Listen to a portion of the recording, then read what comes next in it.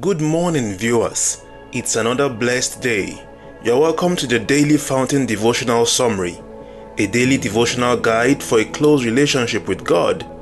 This is a summary of the Daily Fountain Devotional of the Anglican Communion. This summary is by Hope Eleosi Onekpe. You are welcome. Hello, good day. I welcome you back to today's episode of the Daily Fountain Morning Devotion. This summary intends to bring to us understanding to God's words by the help of the Holy Spirit.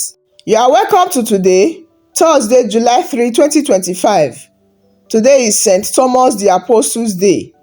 Our topic for today says, My Lord and my God. Let us pray. Heavenly Father, we thank you for this opportunity to come again to hear your word. We are reminded of your disciple Thomas, who struggled with doubt. We confess that we too face moments of doubt and uncertainty. We ask that you would strengthen our faith, even when we cannot see you with our physical eyes. Help us to believe in your resurrection and the power of your love. May we echo Thomas' words, my Lord and my God, and experience the peace that comes from knowing you. As we prepare to hear your word, open our hearts to receive your truth. In Jesus' name we pray. Praise the Lord. Our text for today, 3rd of July 2025, is the book of John 20. We'll be reading from verse 24 to 29. John chapter 20, verses 24 to 29 reads, But Thomas, one of the 12, called Didymus, was not with them when Jesus came.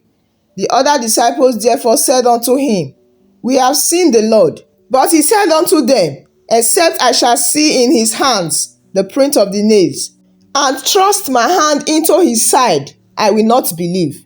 And after 8 days again his disciples were within, and Thomas with them.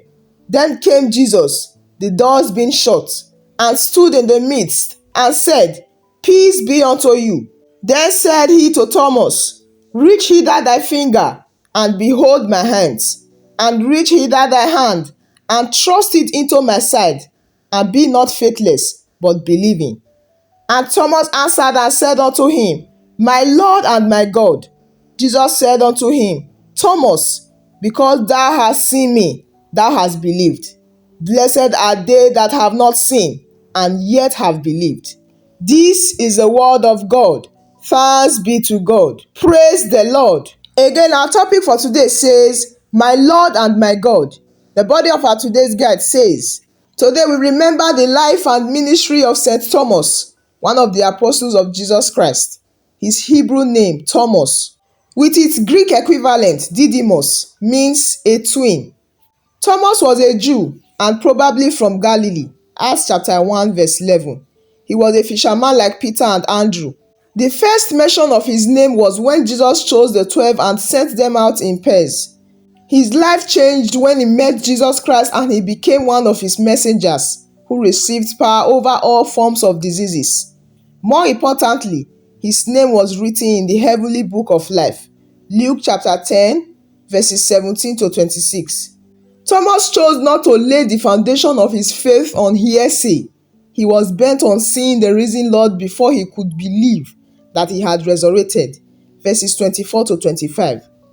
When Jesus Christ came around the second time to the disciples, Thomas was there, so Jesus asked him to come over and touch his pierced palm. The apostle exclaimed, My Lord and my God, verse 28.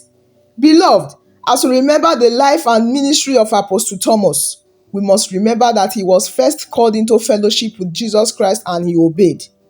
This means that he found and knew Jesus Christ as Lord and Savior. You also must come to the same knowledge of our Lord and Savior Jesus Christ.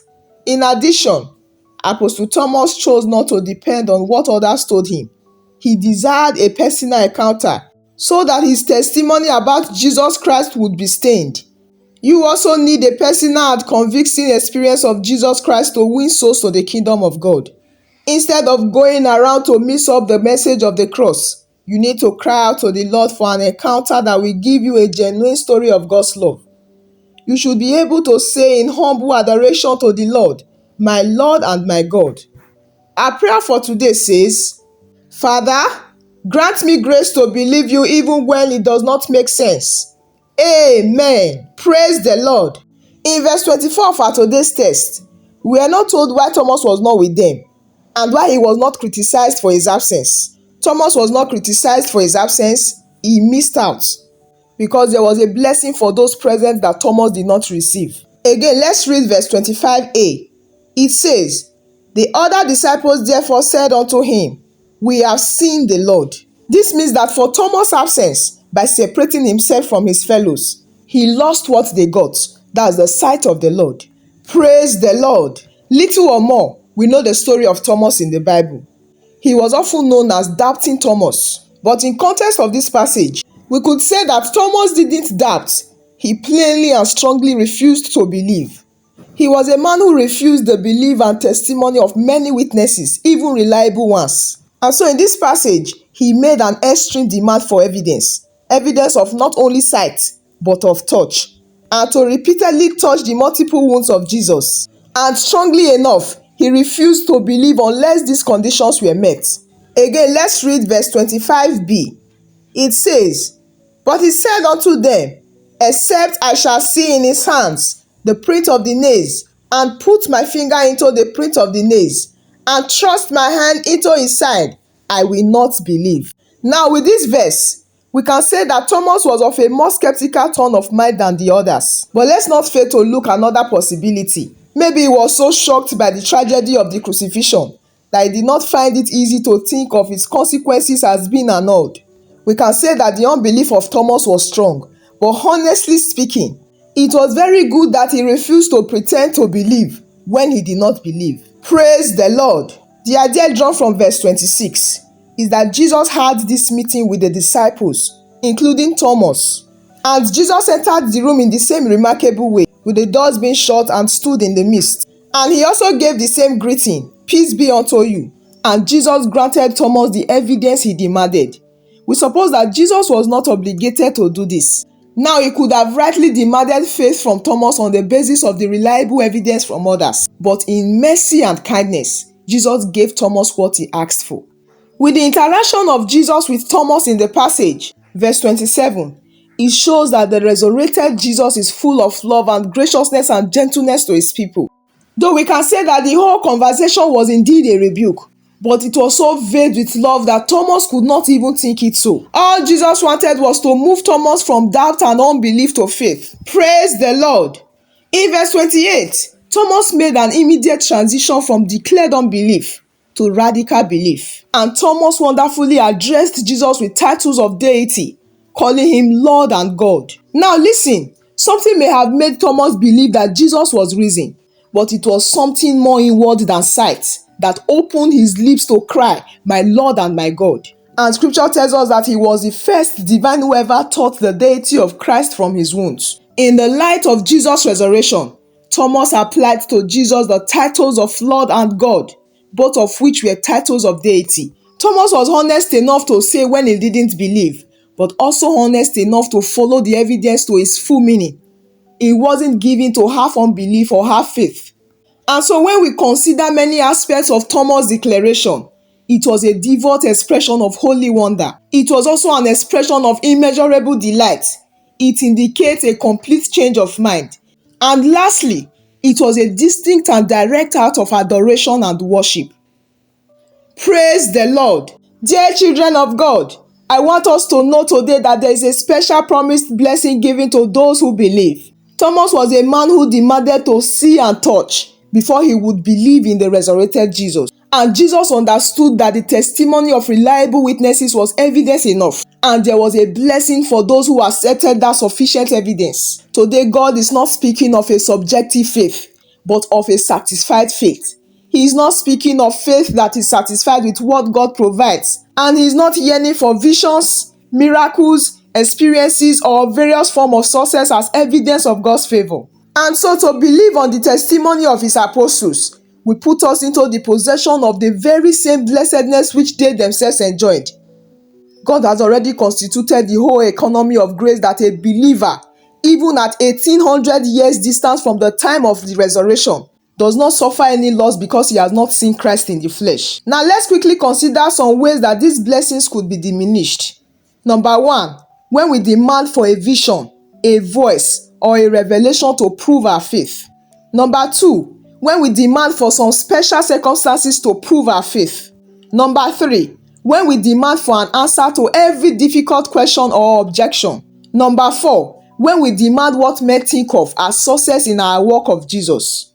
And the last is when we demand that others support us in our faith. I pray for us this morning that God's blessings will not be diminished in our lives because of lack of faith, in Jesus' name. At this moment, I would like us to bow our heads as we pray for ourselves.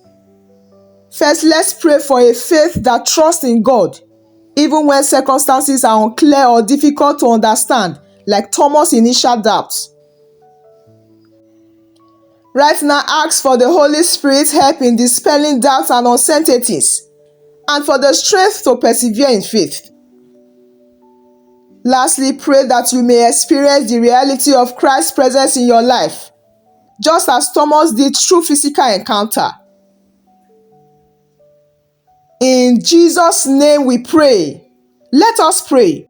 Heavenly Father, we thank you for the gift of your word, particularly the passage from John chapter 20 verses 24 to 29. We thank you for the example of Thomas, who though initially doubting, encountered the risen Christ and declared, "My Lord and my God." We pray that like Thomas, we may be moved to deeper faith and understanding through your presence and your word. Today we confess that we often struggle with doubt and uncertainty. We ask for your grace to strengthen our faith, especially in those moments when we cannot see you physically. Help us to believe, as you said, "Blessed are those who have not seen and yet have believed." May your Holy Spirit work in our hearts to increase our faith and trust in you. This we ask. In Jesus' mighty name we have prayed. Amen. Praise the Lord. Praise the Lord. I believe you are blessed. Let me use this opportunity to appreciate my viewers for joining us today. We thank God for the success of our today's morning devotion. Please do well to join us tomorrow morning again for another fresh episode of the Daily Fountain Morning Devotion. As you begin your day, I declare favor, blessings and success over your life. Receive joy, receive peace, and receive strength. You shall overcome any challenges and walk in God's divine purpose. In Jesus' name we pray. I wish you a blessed and fruitful day. Do remember that you are loved greatly. I'll see you again tomorrow by God's grace. Thank you for joining us today. If you have been blessed and would like to have more of this, consider liking and subscribing. Share with friends and family as well. Join us tomorrow again. God bless you.